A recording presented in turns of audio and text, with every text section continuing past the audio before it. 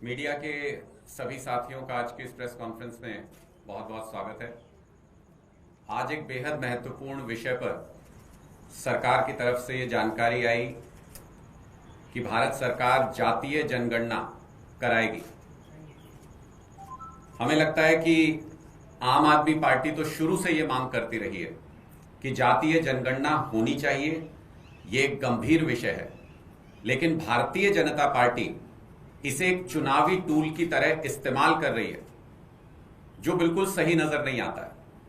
आज तो हम उम्मीद कर रहे थे कि भारतीय जनता पार्टी की केंद्र सरकार की तरफ से यह फैसला आएगा, यह ऐलान होगा कि पाकिस्तान को सबक सिखाएंगे, पीओके को वापस लेकर के आएंगे।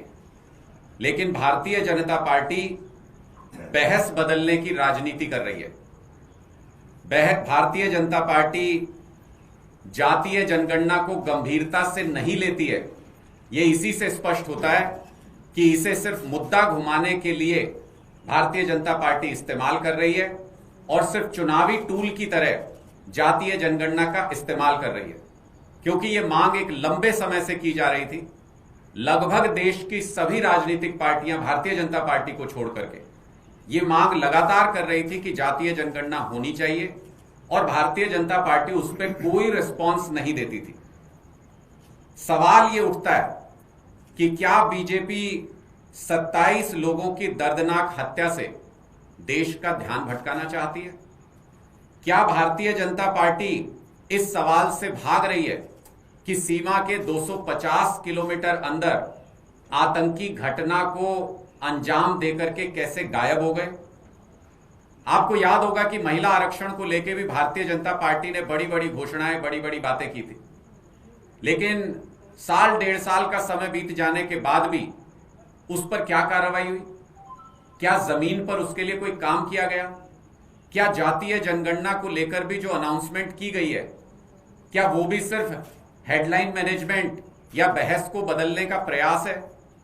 लोगों के मन में इस बात को लेकर कई सारे सवाल हैं कि आज भी सिर्फ जातीय जनगणना की घोषणा की गई है, कोई टाइमलाइन नहीं बताई गई है कि कब करेंगे, कैसे करेंगे, उसका प्रोसीजर क्या होगा।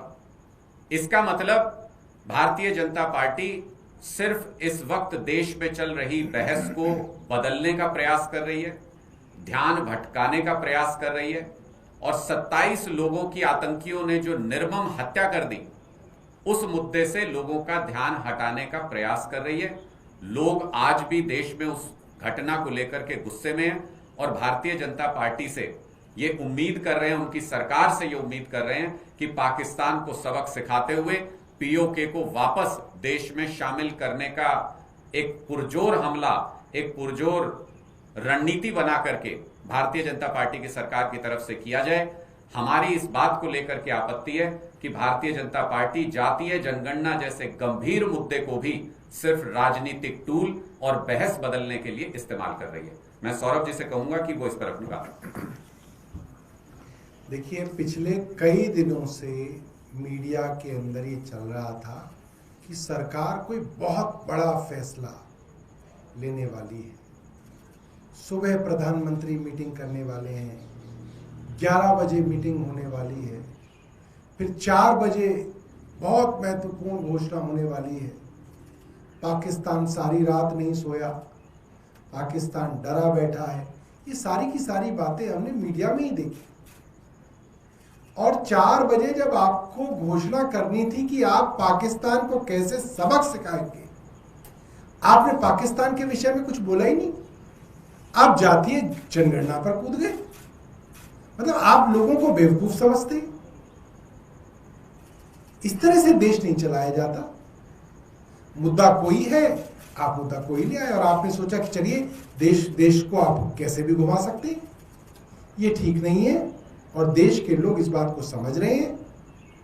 आज सारा देश आपके साथ खड़ा था, सारा देश आपको कह रहा है, तमाम पॉलिटिकल पार्टीज आपको कह रही हैं, हिंदू, मुसलमान, सिख, ईसाई, जैन, बुद्ध सब कह रहे हैं कि आप बदला लीजिए। और अब आप पूरी की पूरी बहस को घुमाने की कोशिश कर रहे हैं। ये बड़ी निंदनीय बात है। आपके कोई सवाल है तो आप। Thank you.